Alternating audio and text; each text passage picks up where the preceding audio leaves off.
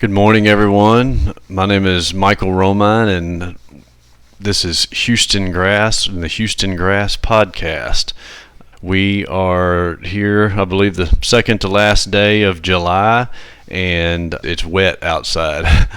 Lots of rain, lots of mosquitoes, lots of humidity.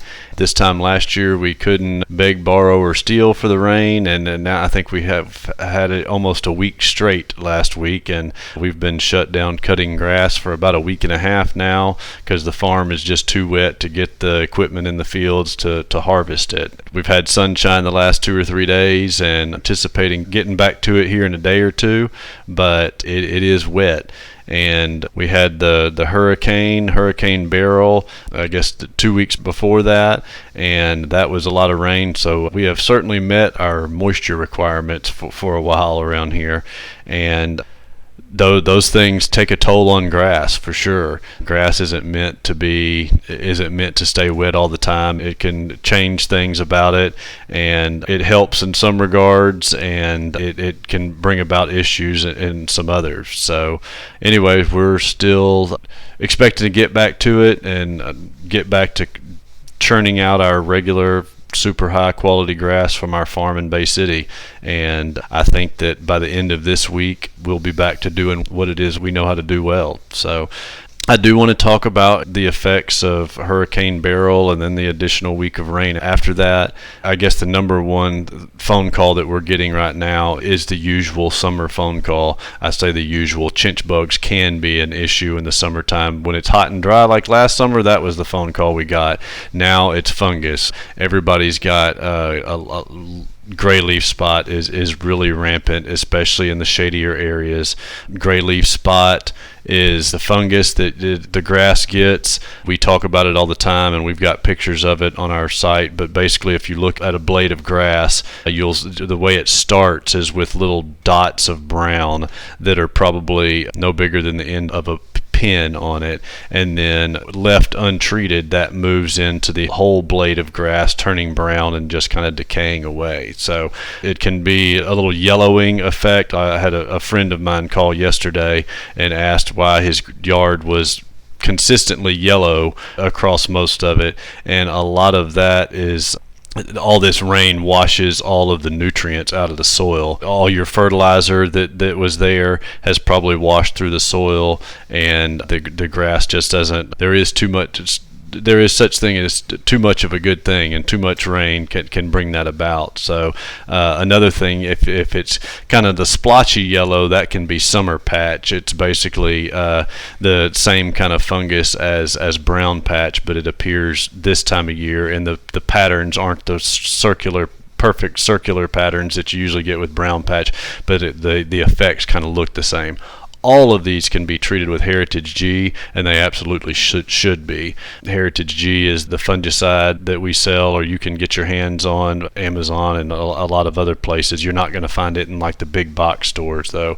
It is a granular fungicide that you put out just like fertilizer in the push fertilizer spreader, and you put it out. Whereas fertilizer, you may put it out on like a 7 or an 8 or something like that. And of course, read the bags, but you'll put this out on like a 1 or a 2. It's a real fine granule. It goes out real fast, and it doesn't take a whole lot, but it's good to a couple of treatments 2 or 3 weeks apart of that puts the stop to a lot of that fungus activity. So as long as the rain stops here, but all the rain is good for the grass, but like I said, there is such thing as too much of a good thing. Mother Nature's water is always better for the grass than anything we can irrigate, and that goes for the same as us as homeowners as well. The rainwater does better for our plants and trees and grass and everything. But speaking of other effects of Hurricane Beryl, we still in our neighborhood have tons of debris piles piled up everywhere, and it is certain they've all certainly been there long enough that they're going to kill the grass that's underneath it. So once those debris piles are cleared, chances are if you just leave it, Bermuda grass is probably what's going to beat the St. Augustine to the punch, so you will have to look at replacing that. Hopefully they're just smaller areas and everything's condensed, and just out by the curbs and stuff like that will need to be stripped and replaced. And it'd be a good idea to do it before the weeds show up, because that can happen as well. Then you've got to fight the weeds, then replace the grass. So those are kind of the first things that I see, there can be some pest infestations with this much rain. Armyworms are a real concern, especially in the Bermuda grass. They could show up as well. Usually the telltale sign of armyworms is the birds showing up in your yard, and they are a little worm, but they're not that little. You can see them, and they'll eat the grass down to a stub as well. So you've got to watch out for those, as well as sod webworms. Sod webworms, we haven't heard any reports of sod webworms. People haven't called us asking what to do and how to treat and everything, but they are certainly a concern. They're the telltale sign that they have showed up. The easiest thing to do is when you walk out in your yard in the mornings, you walk in the taller grass, and the brown moths will fly up out of the grass, and usually a fair amount of numbers. Those moths, as they flutter around, they drop their eggs, and then the little worms come out of those eggs, and the little webworm eats your grass. So if you don't have the moths, you walk out in the morning and you see, especially with a heavy dew, you can see the dew on their webs that they form over their little hangouts during the day, because they disappear during the day. But what they'll do, they'll come out and they'll eat a hole. It might only be the size of a softball or so, and it looks like somebody just took a weed eater, and instead of getting a good nice cut you do with a lawnmower, it looks like somebody took a weed eater, and it looks like somebody just ripped the top of all the tops of grass down to just stubble, but the real jagged cuts, and it's usually not very big spots until you get a bigger infestation of them, and then they'll level your whole yard. So sod webworms can be an issue to be on the lookout. Armyworms as well, but gray leaf spot is almost a given when it gets this wet and this humid. So you'll definitely want to treat for that if you start to see signs of it at all. It is expensive stuff, but if you put it out pretty quickly, it stops the issue, and it can reverse itself pretty quickly, because we do have so much growing time, and these are great growing conditions for grass. Once it dries out a little bit, we do have some good warm, hot, humid days. The grass will grow good when you stop that fungus activity. So keep that in mind as well.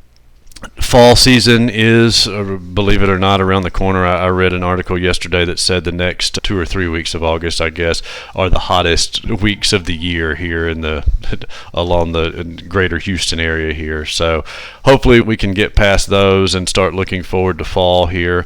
It will be time to fertilize again.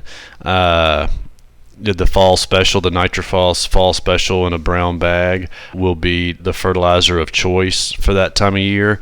And you're not looking for a green up. What you're trying to do is feed the grass and get it ready to go into dormancy and to come out good and strong in the springtime. So you're giving it the supplemental nutrition it needs to do that.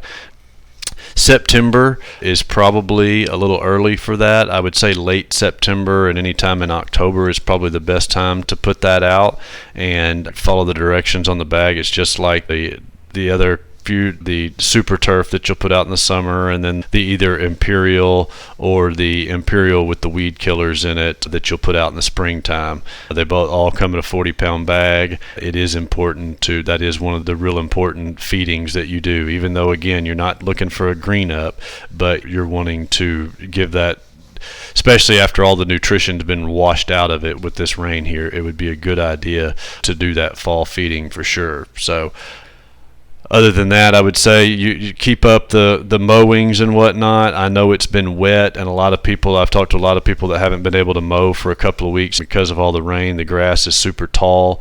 It's probably worth mowing, looking at doing it twice, raising that deck height up really, really high, maybe all the way, and knocking the top off, and then maybe coming back a couple of days later and lowering it down a little bit rather than just taking one hack at it.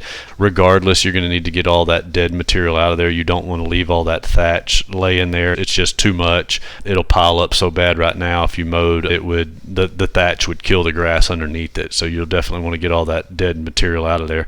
When it's just the weekly mowings and you're cutting a little bit at a time and adding that, and you're using the mulching blade, you're returning some nitrogen to the soil. That's a good thing. Once you can tiptoe out across it, it would be a good idea to cut it once, even it up, get what you can out of there, and then come back a couple of days later.